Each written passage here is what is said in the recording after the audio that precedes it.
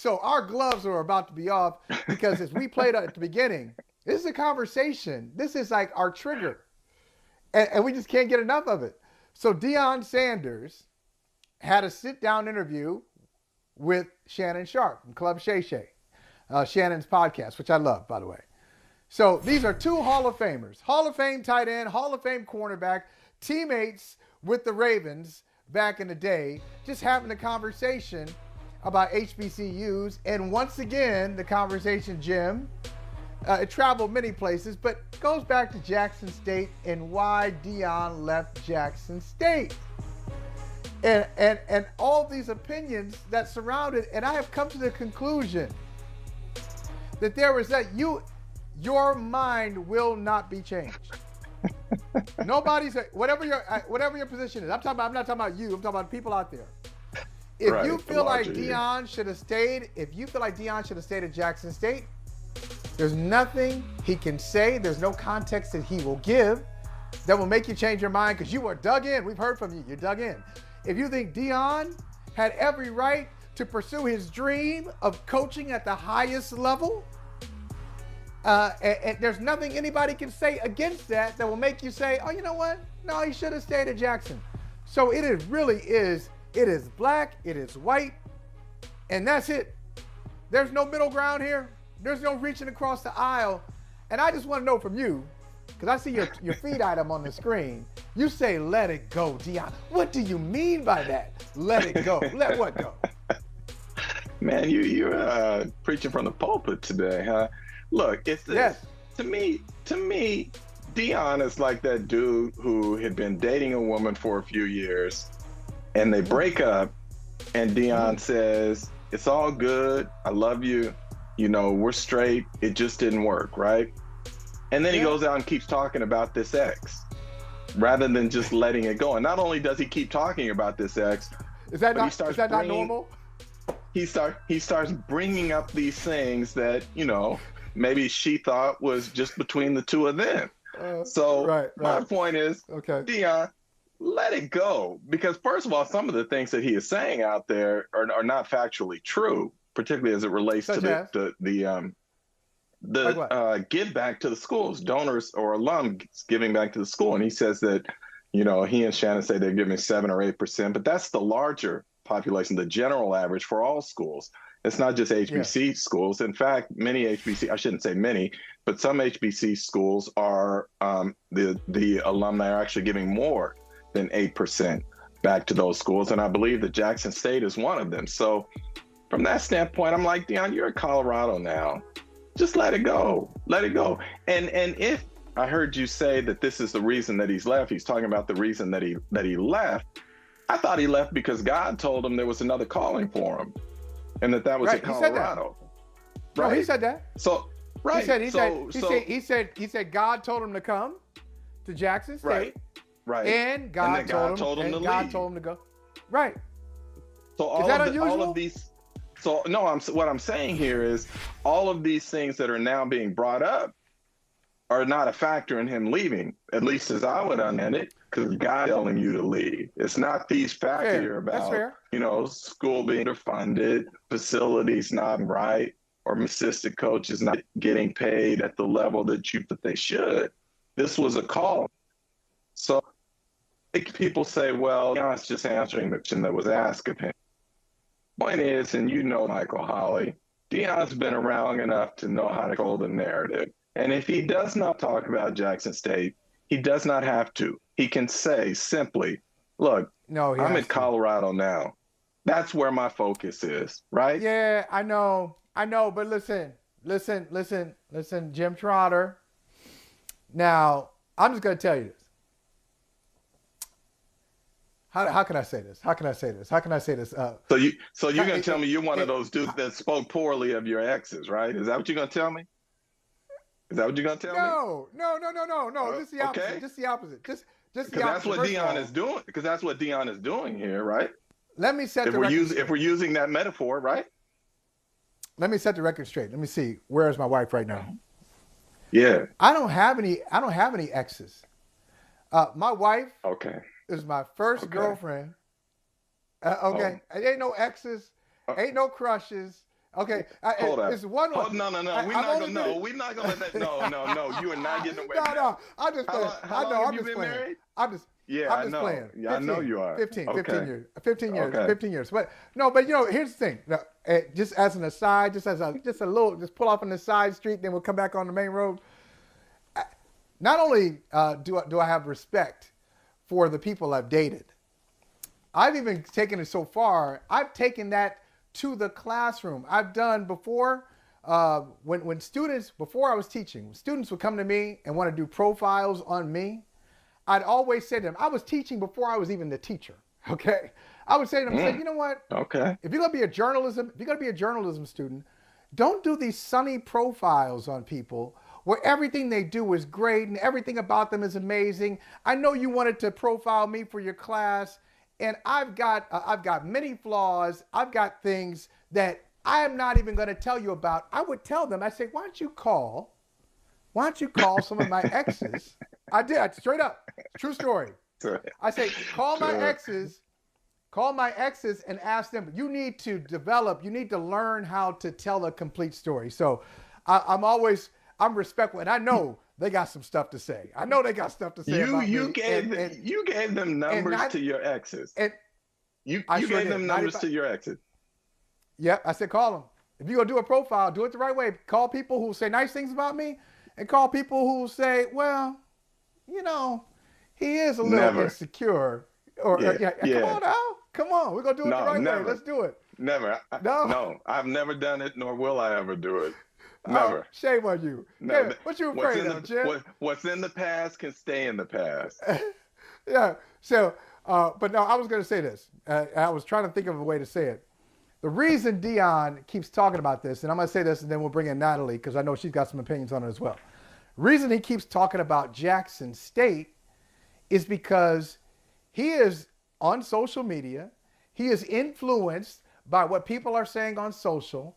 And this family conversation is ongoing. And people, look, you call a black man, a black woman, a sellout. Right. Okay. A lot of folks just can't let that go. Okay, if one person says it, like, okay, I ain't gonna worry about what they said. I know who I am. But if you have, even if it's 10% of the people are saying, oh, he lied, he's a sellout, whether they're mocking the call to Jackson or the call to Boulder or his intentions, calling him a fraud, all this stuff, I think it maybe affects him personally, maybe. It definitely affects him professionally, because that's another motivation. You can say, it's the humanity. You can say it's the humanity of Deion that's speaking out, or maybe it's the self-interest of Deion, because this is a recruiting game, and he's still working. He's in Colorado, so now you're messing with his business by saying what he's about. But to your point that you began all of this with, people are tribal on this. They're in their corners. You are not changing their mind. So nothing that Deion says from this point or going forward is going to change someone's mind, I believe. So again, just move on. You've moved on from Jackson State. You're at Colorado. Nothing you say in these interviews that you do now is going to change people's opinion. So focus on what it is that you are doing now, right? If you're comfortable in everything that you did at Jackson State, if your intentions were pure, if you did the things, if you believe you did the things you said you wanted to do, you accomplished those things, let it go. Move on. But Deion's never going to do that. I tell you who else is not going to move on, and I appreciate her always bringing it, always ready with a strong take.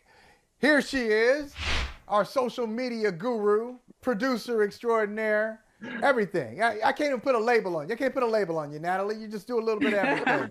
So, I was following you earlier. I saw you tweeting about this, and you had some strong opinions on Deion. What is your position on what Deion said to Shannon Sharpe during the Shay Shay podcast?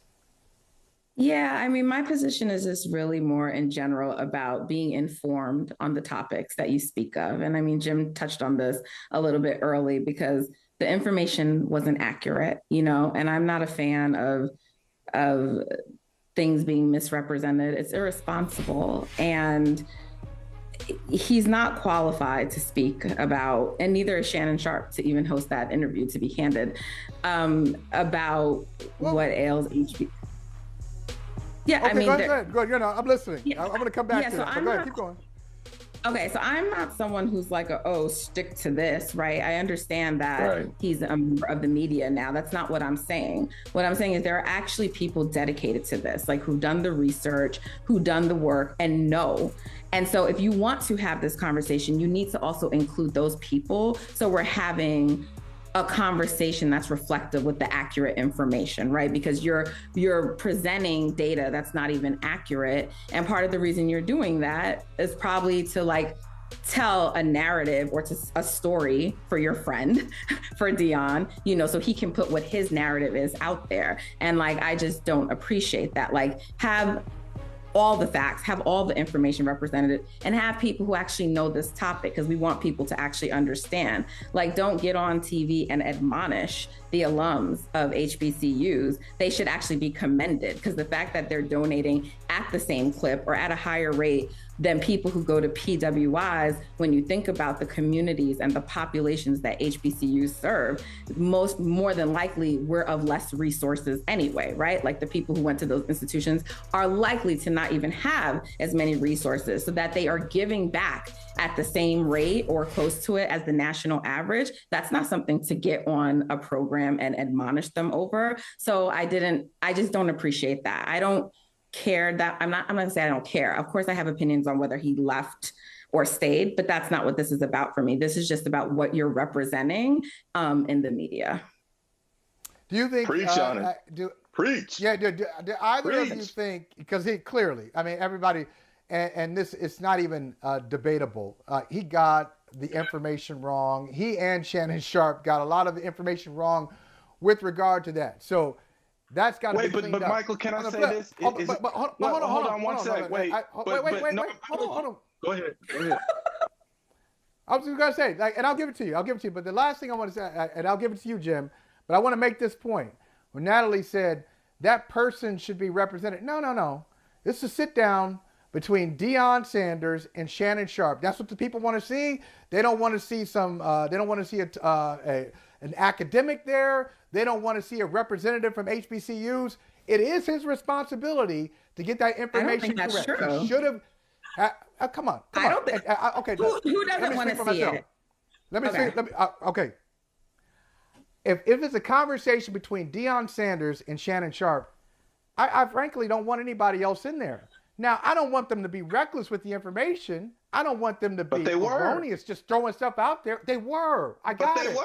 But Jim, the suggestion that at the beginning of the interview, when you're talking about a number of things, you're talking about football, you're talking about Prime Academy, you're talking about Jackson State, you're talking about Colorado, the suggestion that at the beginning of the interview, we're going to have a sit down between Shannon Sharp, Deion Sanders, and Joe Davis from the Institutional Development Department at Jackson State. You think that's great TV? I don't. They should have gotten it right. They screwed it up. But there are people who are on TV, who are great at this, who know the information and are engaging. It doesn't have to be some academic scholar. There are very well-informed people who go on TV all the time and talk about these things, who are engaging. That's not the point. But, who would make for a great conversation. Deion Sanders, but you guys are holding Deion Sanders to something that he's not. Deion, Jim, I'm not going to say the person's name. So I remember talking to a guy at the NFL Network years ago. I mean, this is probably a decade ago. And I said, who is your number one personality? Now, the guy, I'm being real with you, all right? This is family. I'm going to talk for real. He said, unfortunately, it's Deion Sanders. He said, Deion is my top guy. He's not always informed. He said this. Okay, this is an NFL Network executive. He's not always informed. His subjects and verbs don't always agree. He still does things that grate on me. But there's something about him that draws a crowd to him. So look, Deion Sanders. No one is denying that. But okay, so the point is, like, you're asking for You're asking Deion to be all things to all people, or he should be all things. He's not. He's an entertainer. He brought this He's up. a recruiter. No one asked him for this conversation, though. He brought it up. We're not asking him to talk about HBCUs anymore. But it sounds like you are, because now you're saying, well, somebody else should be there. Well, why can't the conversation between Deion and Shannon stand on its own? You asking for a TED Talk and a living room interview. Can I tell you why? Because it is too important and it is too dangerous for them to be out there spewing inaccuracies as it relates to these things. That's why. This is not a conversation about football where Deion may not have his facts right, or he may not have his noun and verb agreement or whatever, this person told you. This subject is too serious. And for him to perpetuate these stereotypes and this misinformation, it is too dangerous. And that's why, me personally, I take it seriously. I don't mind you having the conversation about it, but if you're going to have the conversation about it, at least put the correct facts out there so that it can be framed correctly among those who are listening. Because How's this, that different Michael, than anything else? How's that different than anybody else having a conversation? Is he the first one? Are he and Shannon the first people to go on TV in a hot take or in a talking head or sit down interview to be inaccurate? Are they the first? I call those people out too. So what we're doing? Maybe it's just I call them out too. Right. So okay. Maybe it's all the good. He said journalist in it, me, and Michael. we're responding. Maybe it's just the journalist in me. Don't do that. But I thought we were supposed to be putting out accurate information to the best of our abilities. And if you don't know these subjects, as Natalie said, then have someone there who does, so that they can speak on it as well. And the other thing here is, and you know this too, Michael. Holley. Jim, they're not. This conversation is too deep for Shannon Sharpe and Deion Sanders to go on a surface level like this with it, because it goes back to systemic racism and all these other things that are involved in what we're talking about here. So from my standpoint, that's why I think this was bad, because people, there will be some who will watch this and listen to this and think that everything that Deion and Shannon said is true. Okay, they're already running with it. Okay, they're already problem running with them. Okay, great. Okay, now whose fault is that? I'm sorry. Hey, there's a lot of misinformation out there. There's a lot of misinformation. Jim, I am a journalist, but I'll tell you who's not. Shannon Sharpe has not claimed to be. Deion Sanders hasn't claimed to be. Neither one of them has said, I'm not giving them a pass. Let me finish. Let me finish my point, and then you can have it back. No, I'm saying what I'm saying, but if you let me finish, I will tell you exactly what the point is. Neither one of them has claimed to be an academic or, hey, I'm a scholar on this. I'm an expert on this. So me, as a consumer, as a journalist, it is up to me to take any information I get, whether it's from Jim Trotter or Natalie or Deion Sanders or Shannon Sharpe. It's up to me to figure out what sticks and what is trash. So if you're sitting there consuming that and you say, hey, I'm just here, I'm an open vessel, and I will take everything these guys say as fact, then the problem is with you, especially if you're over 18 years old. I'm sorry, I'm not giving them that kind of power that you're giving them. You're holding them to some standard of perfection that they don't have. They don't have that. The same way we called out Kanye, the same way we called out Kanye and said he perpetuated dangerous things, it's the same thing. So to me, I'm not treating them any different than I would any person. If you have a large platform and you go out and represent misinformation, then I'm going to call you out on it. I don't care who you are, whether you're a journalist or not, because you have a platform. I agree. Just like Kyrie was called out, right? Like, because you have a platform and you may be misrepresenting something. I'm not holding Deion or anyone to any standard that I wouldn't hold someone else. I don't like when misinformation is represented and you're perpetuating negative stereotypes and you're getting on TV and you're admonishing Black people and the people who went to HBCUs about something that isn't correct. That's problematic. Listen, Jim and Natalie, I think that's great. Okay, yeah, cosign. But look what Natalie just said. Natalie said, if you're inaccurate, then I'm going to call you out. So that means that Natalie, an independent thinker, is watching this just like anybody else, sees what she likes, sees the inaccuracies, and calls it out. So don't give me this, oh, well, somebody might watch it. This is the issue I'm taking with what you said, Jim. Somebody's watching this and just going to take it as truth. Michael, everyone does not have the same Michael, level. Everyone doesn't have the same level of training, education, and things like that. So when you're saying that they can do that, everyone is not. No. And here's the other thing, Michael. You are removing all accountability from Shannon and Deion when you do that. Because essentially what you are saying is, it's okay for you guys to go out and spread misinformation. And if your consumers aren't eager enough or willing to go out and fact check you, that's on them. But we're not going to hold you accountable for knowingly going out and putting out wrong information. I have a problem with that. If you have the platform, if you have the platform that Shannon has and that Deion has, this is just me. I believe you have a larger responsibility. I really do, to put out accurate information on something so sensitive. Again, we're not talking about cover 2 or zone blitz or whatever. This is too serious for that, Michael. That's just how I feel about it. Right. Can we meet in the middle on this thing? Can we meet in the middle and say, yes, they are putting out things that are not accurate, okay? And let's hold them accountable on that for putting out. So two things can be true. Let's hold them accountable and say, wait a minute, that's actually not right. You said it was 7% or 8%, or you said that the giving is down here. The general average is 7 or 8%. Okay, so right, you got it all wrong. You got your information wrong.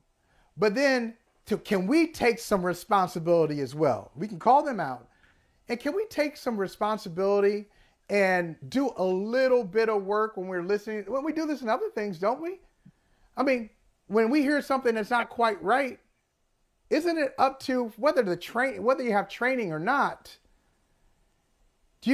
If people put out products all the time, they put out information all the time, isn't it up to an adult with common sense to say, I don't know how that sounds. That's not quite right.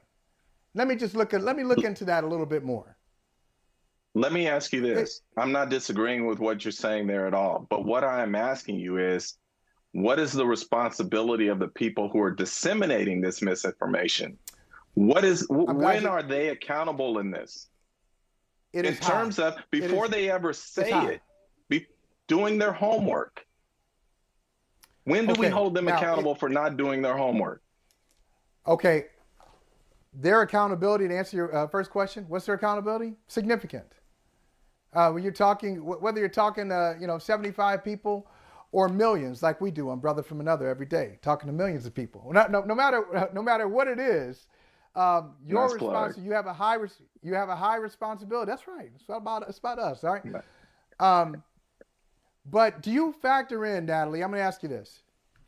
And this is going to sound like an excuse, and maybe it is. You guys can call me out on this and hold me accountable on this question. Do you think it was an active campaign to disseminate falsehoods by Deion and Shannon, or do you think they just screwed it up? There's a difference. Do you think they actively went in to say, I'm going to shade it this way so you will be on my side, or hey, I got a number of information streams coming my way, and I conflated this with that, and I just put it out there. It turns out foolishly and inaccurately, but not maliciously. So I think that it's probably likely that it wasn't like a conscious decision to misinform, but I do think it was a conscious decision to find numbers to fit a narrative and to tell a story that he wanted to tell. And that's the problem when you look for information to tell a story that you want versus just to get to the truth, right? And I think that that is problematic because now you misrepresented something. And I think when you do have a large platform, you do have a responsibility to make sure that what you are representing is accurate. So honestly, their ignorance doesn't matter to me, right? We say that ignorance is not a defense of the law, like whether it was intentional or not doesn't really move me. The fact is that you did it. Last word on this. Last word on this, Trotter. Then we're gonna take a break. And I was foolish enough to think, oh, we'll start off with, we'll talk about this for like 15 to 20 minutes, and then we'll talk about the Pro Bowl. No. So last word, Trotter. You got it. No, it's just, again, it's just, I know people are going to think as if we have something against Shannon or Deion. I respect both of them. I do. And I think what Shannon does, his show is great and whatnot. But again, on a topic that's this sensitive and this important, I think it's important that you do your research and that you know your facts before you speak on this. I can deal with all the shenanigans with football and all this, that, and the other, but this is way too important for that. And that's why I say to you, Michael, to me, yeah, we can call them out after the fact, but after the fact, the damage has been done. So how about doing your research beforehand so we never have to allow this misinformation to get out in the public sphere where now we're trying to catch up to it, right? And some of these people who have heard it and who might not hear us, although millions are listening or watching us, we may never get to them.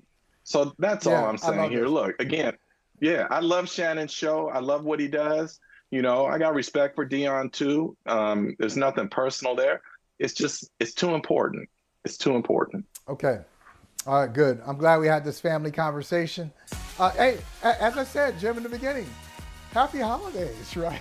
Happy holidays. This is what we do. As a matter of fact, I should call, we're not going to be doing the show on Christmas. I should call you on Christmas and be like, hey, happy holidays, Jim, you and your family. By the way, man, you know, another thing I want to say about Deion Sanders, and I'm just gonna mess up your Christmas. We're gonna keep arguing about this. We'll keep going.